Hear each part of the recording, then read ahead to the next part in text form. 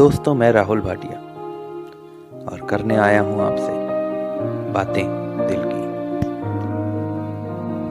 दोस्तों, आजकल मैं जहां भी जाता हूं, जितने भी लोगों से मिलता हूं, उन सब में एक बात देखने को मिलती है कि हर कोई एक किसी न किसी परेशानी का शिकार।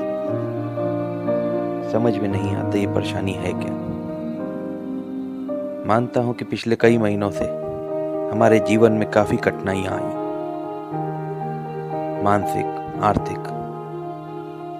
मगर इसका मतलब ये नहीं कि हम इन सब परेशानियों से हार मान लें, जीवन जीना ही छोड़ दें। बहुत से लोगों से मिलता हूं, अक्सर ये कहते हैं कि पैसे की कमी है, पैसा ही सब कुछ है।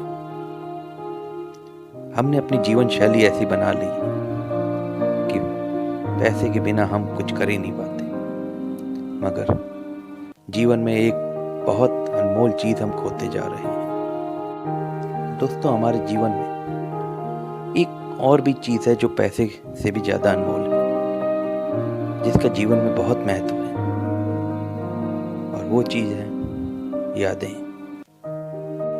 दोस्तों, अगर मैं आपसे पूछूं कि आपकी पूरी पढ़ाई लिखाई में कितना धन खर्च हुआ होगा, तो शायद आप इसका जवाब ना दे पाए। लेकिन अपने स्कूल कॉलेज की यादें आपके मन में बसी ही रहती हैं। आप अपने साथी के साथ कहीं घूमने जाएं, तो वहां खर्च हुआ धन आपको याद नहीं रहेगा, लेकिन अपने साथी के साथ बिताए उन पलों की सुखद यादें आप आजीवन भुला नहीं पाएंगे। खर्च याद नहीं रहता, याद रहती हैं तो सिर्फ यादें। अच्छा समय और बुरा समय, अमीरी के दिन और गरीबी के दिन, वह समय जब आपको अपना भविष्य सुरक्षित दिखता था, और वह समय जब आप ये भी नहीं जानते थे कि कल का सवेरा होगा भी या नहीं। किसी न किसी रूप में हर एक को उतार चढ़ाव और उथल पुथल वाले समय से गुजरना ही पड़ता है। अच्छे दिनों के बाद, बुरे दिनों के बाद जो बचा रह जाता है, वह है उन दिनों की यादें। कभी तो बटुआ ठसाठस भरा होता है, और कभी जेब में फूटी कौड़ी भी ढूंढते नहीं मिलती। कभी कभी आपके पास बहुत कुछ होता है, लेकिन आपके माथे पर बल पड़े रहते हैं। कभी कभी आपके पास जो है वह आपके लिए पर्याप्त नहीं होता, लेकिन आपके होठों पर मुस्कान खिली रहती है। आज अतीत में झांकते हुए किसी के साथ बीते अच्छे दिनों के आभार स्वरूप आपकी आंखें नम हो जाती हैं। कभी आप अकेले में रोए थे, ये याद करके आप मुस्कुरा उठते हैं। कुल मिलाकर जीवन ने आपको ढेर सारे अनुभव दिए हैं, जिनसे आप अपना इतिहास लिख सकते हैं, लेकिन उस सबको आप अकेले ही याद कर सकते हैं। पहली बार किसी के हाथ का सहारा लिए बिना जब आपने साइकिल अपने आप चलाई थी, पहली बार जब उसने हाँ कहा था, वह भी आपके प्रपोज के 2 साल बाद,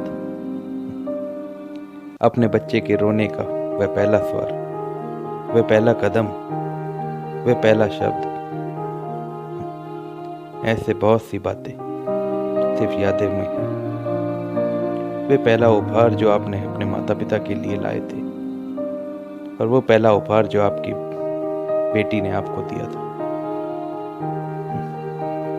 स्कूल में मंच पर आपका पहला कदम, तालियों की वह पहली गड़गड़ाहट, वह पहला पुरस्कार। इस सूची को कोई अंत नहीं है। समय की मार से अनछुई रहने वाली ये यादें ही हैं। इस बात से इनकार नहीं किया जा सकता कि हर वस्तु का मूल्य धन है, लेकिन ये भी सच्चाई है कि किसी अनुभूति के लिए चुकाया गया धन तो हम भूल जाते हैं, लेकिन उस अनुभूति को कभी नहीं भूल पाते। क्या हुआ यदि थोड़ी आर्थिक तंगी है, उसे रहने दें, लेकिन अपने जीवन की गुणवत्ता में कमी ना आने दें।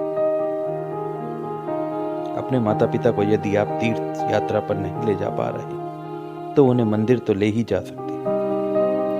अपने बच्चे को किसी अंतर्राष्ट्रीय आयोजन में नहीं ले जा सकते तो किसी स्थानीय पार्क में जाकर उसके साथ खेल तो सकते हैं।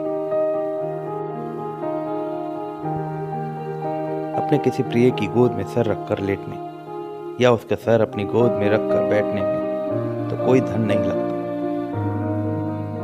कर्मचारियों को प्रशिक्षित करने का, नेतृत्व गुणों वाले अधिक से अधिक कर्मचारी तैयार करने का और अच्छे समय के लिए अपनी चाल तेज कर देने का यही सही समय है।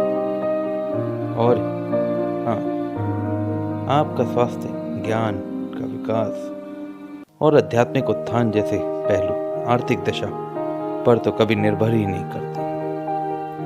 समय बीत जाएगा, आर्थिक स्थिति फिर पटरी पर आ जाएगी, पैसा फिर आ जाएगा। लेकिन इन सब में मैं नहीं चाहता कि आप पीछे मुड़कर देखें और पाएं कि वह समय आपने निराशा और हताशा और उदासी में करवटें बदलते हुए बिताया है। धन का अभाव आपको धन से वंचित रख सकता है, लेकिन इसके कारण आप खुद को अनुभवों से वंचित ना होने दें। जो आपके पास है, यदि उससे आप सुखी नहीं हैं, तो आपके पास चाहे जितना आ जाए फिर भी आप सुखी नहीं हो सकेंगे।